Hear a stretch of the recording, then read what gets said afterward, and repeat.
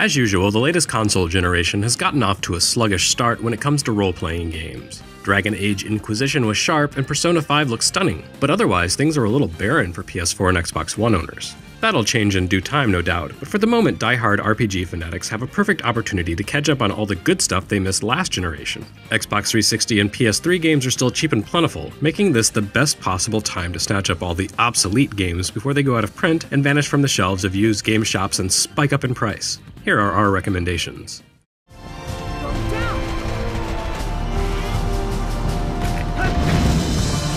Last generation got off to a slow start for RPGs too, because Japanese studios were slow to make the jump to HD. One of the most beloved PS2 RPGs ever, Persona 4, came out in late 2008, 2 years after the PS3's debut. Sega's alternate history war RPG VALKYRIA Chronicles also came out in 2008, and it looked absolutely stunning by comparison to something like P4. But as players who have only recently discovered it through its Steam re-release have learned, there's more than just skin-deep beauty at work here. With strategic combat and a breathtaking steampunk World War I, it remains one of the boldest and most inventive RPGs in recent memory.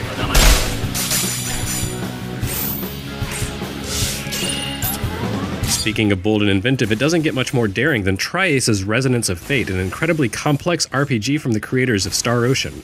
With a convoluted battle system that centers around positioning and combinations, Resonance of Fate might be the least accessible RPG of the past decade, but those with the patience to learn its arcane rules have found one of the wildest and weirdest RPG stories ever put to code, an offbeat throwback to the days of anything goes game design. That's it. It's so obvious.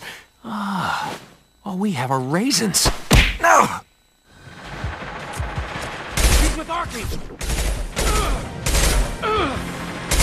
Less cumbersome than its predecessor and less infuriating than its sequel, Mass Effect 2 is the Empire Strikes Back of its trilogy. Or it's the Wrath of Khan. Whatever. Basically, it's proof that great science fiction tales always peak in the middle. Mechanically, Mass Effect 2 broke from BioWare's Dungeons & Dragons tradition by stripping out the clumsy stats and luck-driven design of the original, applying its RPG underpinnings to something akin to a cover-based shooter. All of this in service of a Dirty Dozen-inspired caper which saw Commander Shepard assembling a team of crack commandos to accompany her into the unknown of Reaver space, with the player's actions determining the success and survival rate of the mission. Great stuff.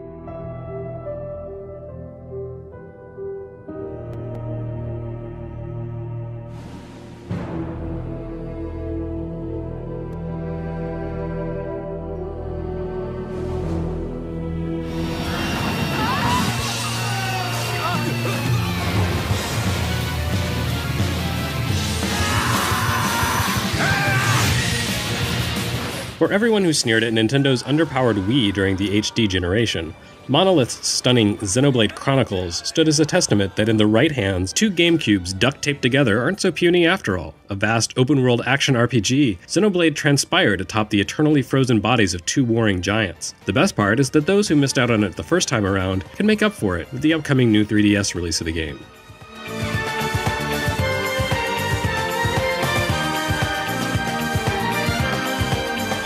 As the Republic grew, so did its needs. Scouts spread east, seeking territory and wealth in the dry and merciless expanse of the Mojave Desert. Obsidian made their name last decade by stepping in where other studios had made their mark and one-upping the game. New Vegas is one of those, a lot like Fallout 3 except better in pretty much every conceivable way. Well, except maybe in terms of playtesting and programming. As with many of Obsidian's games, its strengths are more in mission design and narrative than in stable technology. The hiccups are worth dealing with though, because New Vegas is a huge and inventive addition to the legendary series.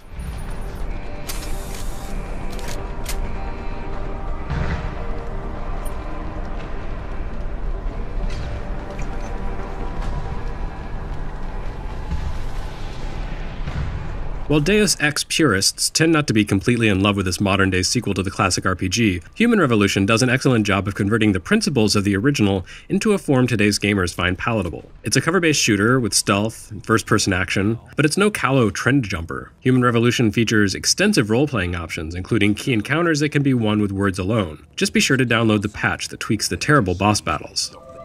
Yes, indeed. The dark sign brands the undead.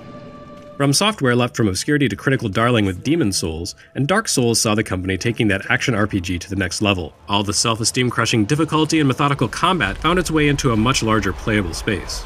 Dripping with atmosphere and mysterious half-shrouded lore, the open world of Dark Souls plays like nothing else. An immense realm to explore, where every step is fraught with peril, and every inch of progress feels hard-fought and well-earned. Proving grounds built by the ancient gods. Very well.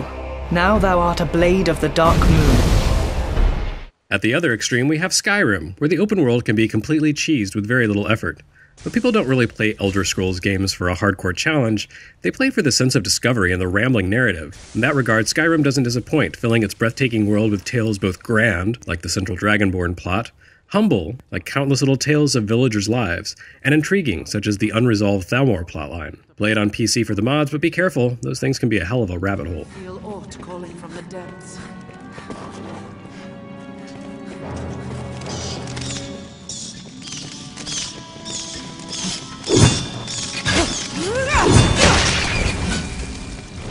Capcom's dense action RPG came from nowhere with no expectations to prove quite an impressive take on the genre. Yeah, it's another open-world adventure, but such a creative one. The world was filled not only with your typical quests, but also with the threat of stumbling unexpectedly into a deadly monster that could only be taken down with strategy, cunning, and a certain fearlessness. Plus, the networking mechanics, in which your permanent AI companion can be lent out to other players for their adventures, created a compelling reason to take the game online.